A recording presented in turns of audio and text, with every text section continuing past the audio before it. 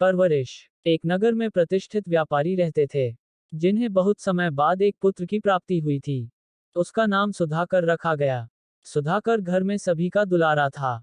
अति कठिनाई एवं लंबे समय इंतजार के बाद संतान का सुख मिलने पर घर के प्रत्येक व्यक्ति के मन में व्यापारी के पुत्र सुधाकर के प्रति विशेष लाड़ प्यार था, जिसने सुधाकर को बहुत बिगाड़ दिया था।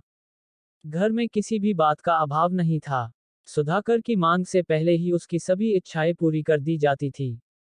शायद इसी के कारण सुधाकर को ना सुनने की आदत नहीं थी और ना ही मेहनत के महत्व का आभास था। सुधाकर ने जीवन में कभी अभाव नहीं देखा था, इसलिए उसका नजरिया जीवन के प्रति बहुत अलग था और वहीं व्यापारी ने कड़ी मेहनत से अपना व्यापार बनाया था। ढलती उम्र के साथ व्यापारी को अपने कारोबार के प्रति चिंता होने लगी थी। व्यापारी को सुधाकर के व्यवहार से समझ आ गया था कि उसके पुत्र को मेहनत के फल का महत्व नहीं पता। उसे आभास हो चुका था कि उसके लाड प्यार ने सुधाकर को जीवन की वास्तविकता और जीवन में मेहनत के महत्व से बहुत दूर कर दिया है।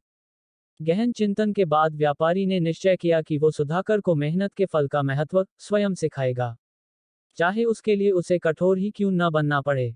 व्यापारी ने सुधाकर को अपने पास बुलाया और बहुत ही तीखे स्वर में उससे बात की। उसने कहा कि तुम्हारा मेरे परिवार में कोई अस्तित्व नहीं है, तुमने मेरे कारोबार में कोई योगदान नहीं दिया और इसलिए मैं चाहता हूं कि तुम अपनी मेहनत से धन कमाओ, तभी तुम्हें तुम्हारे धन के मुताबिक 2 वक्त का खाना दिया जाएगा। ये सुनकर सुधाकर को ज्यादा कोई फर्क नहीं पड़ा। उसने उसे क्षण भर का गुस्सा समझ लिया, लेकिन व्यापारी ने भी ठान रखी थी। उसने घर के सभी सदस्यों को आदेश दिया कि कोई सुधाकर की मदद नहीं करेगा और ना ही उसे बिना धन के भोजन दिया जाएगा। सुधाकर से सभी बहुत प्यार करते थे, जिसका उसने बहुत फायदा उठाया। वो रोज किसी न किसी के पास जाकर धन मांग लाता और अपने पिता को दे देता, और व्यापारी उसे उन पैसों को कुएं में फेंकने का बोलता, जिसे सुधाकर बिना किसी अड़चन के फेंक आता और उसे रोज भोजन मिल जाता। ऐसा कई दिनों तक चलता रहा, लेकिन अब घर के लोगों को रोज रोज धन देना भारी पड़ने लगा।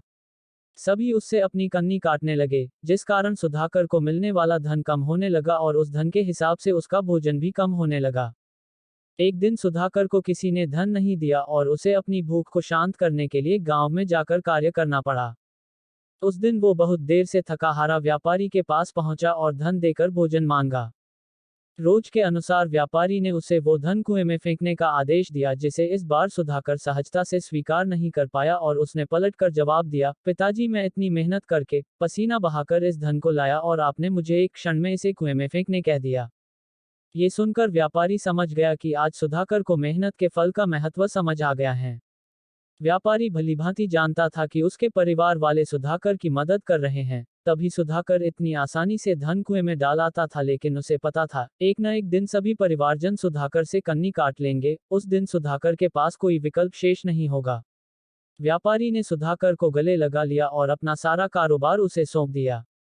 दोस्तों, मेहनत ही एक ऐसा हथियार है जो मनुष्य को किसी भी परिस्थिति से बाहर ला सकता है। व्यापारी के पास इतना धन तो था कि सुधाकर और उसकी आने वाली पीढ़ी बिना किसी मेहनत के जीवन आसानी से निकाल लेते, लेकिन अगर आज व्यापारी अपने पुत्र को मेहनत का महत्व नहीं बताता तो एक न एक दिन व्यापारी की आने वाली पीढ़ी व्यापारी को कोसती। Thank you for watching video. अगर आपको ये कहानी पसंद आई हो तो प्लीज लाइक, शेयर और आप हमारी चैनल पर नए हो तो चैनल को सब्सक्राइब जरूर कीजिए।